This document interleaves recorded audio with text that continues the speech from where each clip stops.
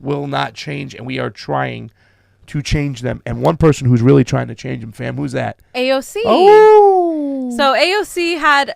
I think we should get music every time we say AOC's name. Like, we could just like do the dance like when AOC, we mention AOC. We love this woman. AOC had a very telling response as she was hearing the President's State of the Union. If we can show her face was all of us during this time. I mean, people like to say our BF. I think it's perfect. Didn't Bernie have the same kind of face? Bernie had the same kind of face. I like it when people are genuine and and going against the grain because they feel what the constituents feel, because Trump wasn't addressing any of our concerns. So why am I going to be happy? Why am I going to clap? So people criticized her, and I have my own friends who criticized her and said, well, she should be happy for America. Well, America's not happy. The majority of America is not happy right now. So you know what? She actually represents our face. And she said, why should I be spirited and warm for this embarrassment of an SOTU?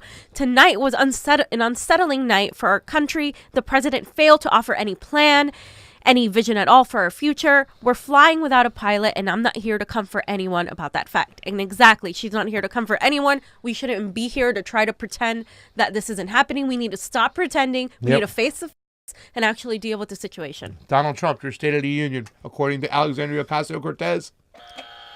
And we would be awful not to mention what she actually appeared to be doing something similar by attacking the establishment with her newly won position in the House Oversight and Government Reform Committee, which had a hearing on H.R. 1, the House Democrats' expansive anti-corruption and voting rights package. Oh, yeah. So, here, Ocasio played like a little lightning round game in which she pretends to be the bad guy, and she said, which I'm sure half the room would agree with anyway. And this is powerful. Yeah, this is powerful. Johnny Tsunami over there, show a picture of your face. No, he doesn't want to show his face, but Johnny's like, we should be talking about this. This is serious stuff, man. And a lot of people didn't know that all these laws are in place for the rich to continue to get rich, for them to cheat. And it's totally legal. It's not like what Iceland did when they took their country back, changed these laws, threw those assholes in jail, and then took back their country, fam. So we're going to show a bit of this clip so you can watch for yourself. Johnny, I know you love this. She breaks it down. Thank you, Chair. So let's play a game. Let's play a lightning round game. I'm going to be the bad guy, which I'm sure half the room would agree with anyway. And I want to get away with as much bad things as possible, ideally to enrich myself and advance my interest, even if that means putting my interests ahead of the American people. So, Mrs. Hobart Flynn. Oh, and by the way, I have enlisted all of you as my co-conspirators. So you're going to help me legally get away with all of this. So, Mrs. Hobart Flynn, I want to run. If I want to run a campaign that is entirely funded by corporate political action committees, is there anything that legally prevents me from doing that? No. Okay, so there's nothing stopping me from being entirely funded by corporate PACs, say from the fossil fuel industry, the healthcare industry, big pharma. I'm entirely 100% lobbyist PAC funded. Okay, so let's say I'm a really, really bad guy, and let's say I have some skeletons in my closet that I need to cover up so that I can get elected. Mr. Smith, is it true that you wrote this article, this opinion piece for the Washington Post entitled, "These payments to women were unseemly, that doesn't mean they were illegal"? Well, I can't see the piece, but I wrote a piece under that headline in the Post, so I assume that's right. Okay, great. So, green light for hush money. I can do all sorts of terrible things. It's totally legal right now for me to pay people off. And that is considered speech. That money is considered speech. So I use my special interest dark money funded campaign to pay off folks that I need to pay off and get elected. So now I'm elected, now I'm in. I've got the power to draft, lobby, and shape the laws that govern the United States of America. Fabulous. Now, is there any hard limit that I have, perhaps Mrs. Hobart Flynn, is there any hard limit that I have in terms of what legislation I'm allowed to touch? Are there any limits on the laws that I can write or influence especially if I'm based on the special interest funds that I accepted to finance my campaign and get me elected in the first place. There's no limit. So there's none. So I can be totally funded by oil and gas. I can be totally funded by Big Pharma, come in, write Big Pharma laws, and there's no limits to that whatsoever. That's right.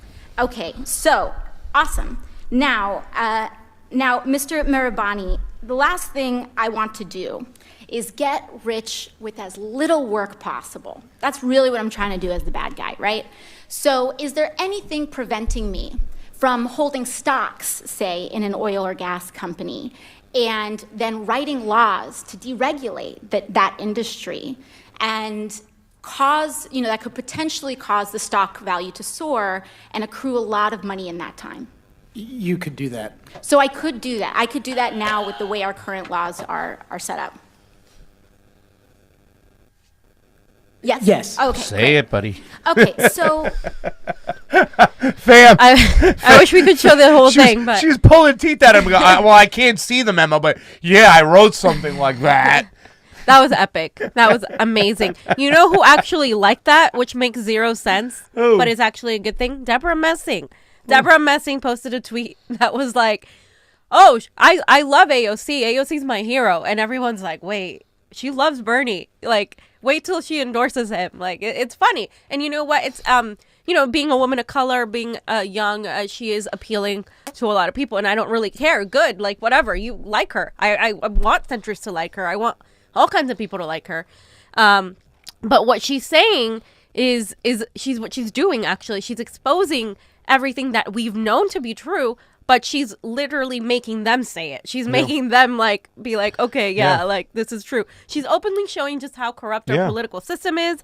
And she's saying you're going to help me get away with this. She's making them feel bad for doing this and making them realize how fucked up everything is, just how horrible it is, and how it's legal, how these things are legal, and how we put people in prison for minor things like marijuana possession, but yet these people get away with illegal crimes. Can I tell you something, fam? In the 60s and the 70s and 80s, this shit wasn't going on.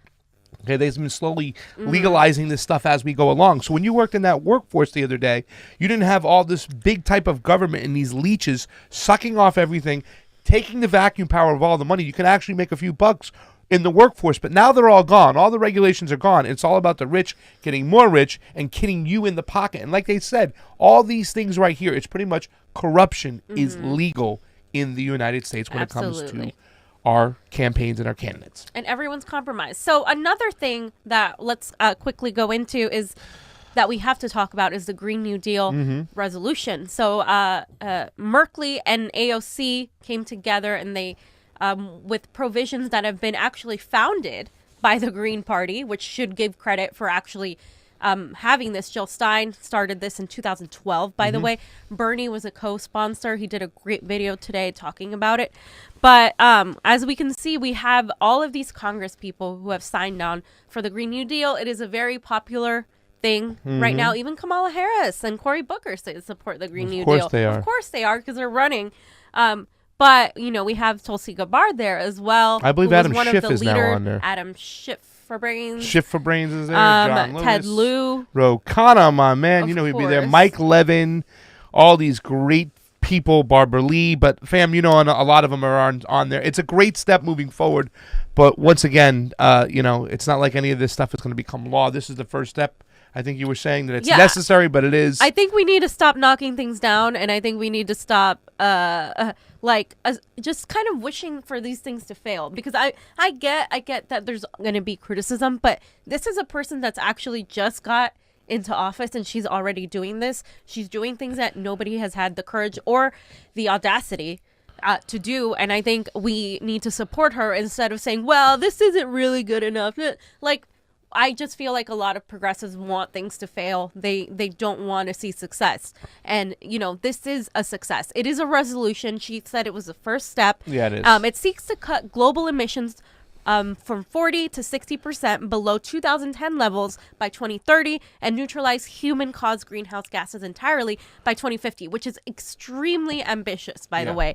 It proposes a 10-year national mobilization plan to build smart grids, rapidly increasing American solar wind power share from 10% of today to close to 100% over 10 years. Yeah. So literally making us 100% reliable on solar and wind energy versus the fossil fuel industry, which is somebody has to lay it out. We have to start implementing the seeds. We have to start pushing that forward. We have to change the discussion. We have to change the whole ideology. This is the first step. Because now all of a sudden, if you put your name on this, you have to stick by this. If you go back on this later on, you're on record saying you were supporting it, what, for votes? For political gain? For monetary gain, maybe? Whatever, for whatever reason, you support it, and now you're walking away from it. So the resolution is just as important as if when we down the road enact all this stuff into law, it sets the mindset, it sets the ideology, it sets the parameters. And I think it is necessary, fam. And I'm glad you're saying people should stop knocking it just because it's a resolution, because it is. Well, we got to start somewhere, right? Yes. We got to start somewhere. Changing the whole debate, and that's important. And I'm just going to go over quickly some of these things. Like once we are 2 degrees Celsius, which is predicted, the more than 500 is that 500 million or billion? Trillion in the best annual economic output in the United States by the year 2100. So all the wildfires that will be caused by 2015 will annually burn at least twice as much as forest areas. So she's basically laying out all of the problems that are going to happen if we don't do this. And then on the next slide, we have with the purple. We're starting to talk about, whereas the House of Representatives recognizes that a new national, social, industrial, and economic mobilization on a scale not seen since World War II and the New Deal is a historic opportunity to create millions of good high-wage jobs in the United States, to provide unprecedented levels of prosperity and economic security, and to counteract systemic injustice.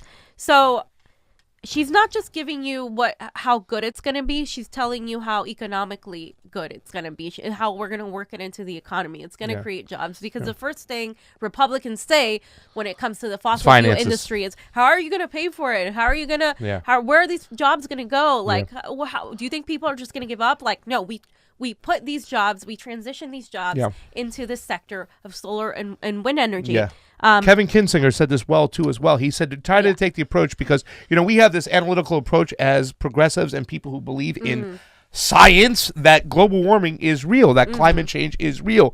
But trying to get that same hard line argument to convince people from the center to the right that we need to do this is really hard. If you can bring in the economics into play, which she does point out, there's a lot of economics, there's a lot of money to be made, there's a lot of green new jobs. That's why I'm so scared, fam. We didn't talk about the whole infrastructure and Trump wanting to privatize it, because I don't want to. I want it to be done, and I want the Green New Deal to be attached to it, because I want to get green new highways, green new bridges, green new infrastructure. We need this here, and there's a lot of money to be made, and we don't have to send kids off to war to die for this. We use the sun, and we're going to use the technology that we're going to do to eliminate the pollution and the greenhouse gases, and we're going to guarantee, it says right here, we are guaranteeing universal access to clean water. That is extremely important, because you know what? That also talks to Flint, Michigan, and how many people even here don't have access to clean water. And she knows that. And she knows that. And so that's why that's in there. We also have how we are going to have the whole grid. We're going to build a whole grid that's going to facilitate for this to happen. And the buildings are going to have all of this embedded. Absolutely. In California, we already have solar panels and new houses happening. We should get more of it. And the only greenhouse gases that should be going into the air are the ones I'm getting from my blunt. That's it. No more greenhouse gases. We got to stop burning these fossil fuels. They've been dead in the ground for years, and we're putting all this dead gas and this dead smoke into our children's lungs. Enough is enough. It's time to go green, fam. And how we have to work with farmers and the people and the ranchers in the United States to collectively work on this as well, building more sustainable systems. This isn't just about being green and having green cars. This is about building an entire different infrastructure in which we rely on everything clean, more sustainable food, more sustainable farming, more methods of being healthy. And then sun ain't going away, fam. She also talked about the public banking. Guess what? When we had a rally for AOC, we all did a luncheon with AOC.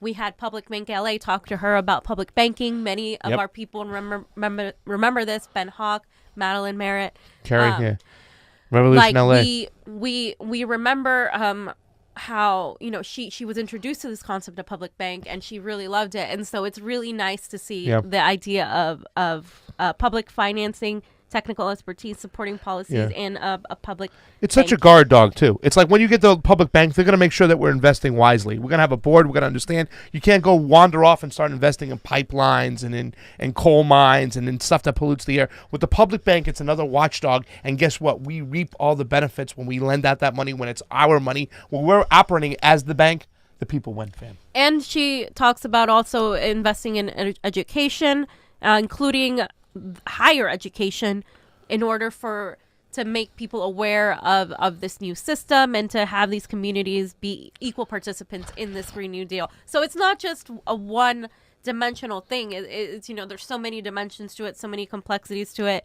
It's going to require so many things for us to be able to achieve this. But she touches pretty much on the environment, on the food, on housing, on education, and on the economics of paying for this. So it's AOC being AOC. So far out the gate, been great. We showed you that very informative, just moving video of her showing how corruption is legal in our politics, in our campaign, our campaigns and our candidacy. And then she goes into the Green New Deal. The woman has just been on fire. Her and Tulsi have been amazing. And I think we've been doing some great shows exposing and talk about this.